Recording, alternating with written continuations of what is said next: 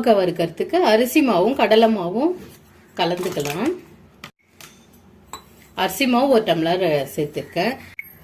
கடலை மாவு 1/2 டம்ளர் கலந்துக்கிறேன். காரத்துக்கு 1 ஸ்பூன் மிளகாய் தூள் சேர்த்துக்கிறேன். நீங்கள் தேவையான அளவு சால்ட்டு சேர்த்துக்கிறேன். இப்போ அந்த வேக வச்ச பாவக்காயை கலந்துக்கலாம்.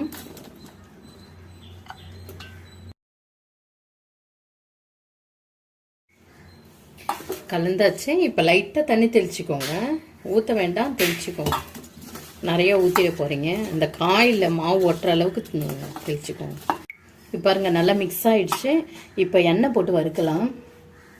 எண்ணெய் நல்லா காஞ்சிட்டு இப்போ பாவக்காய் சேர்த்துக்கலாம்.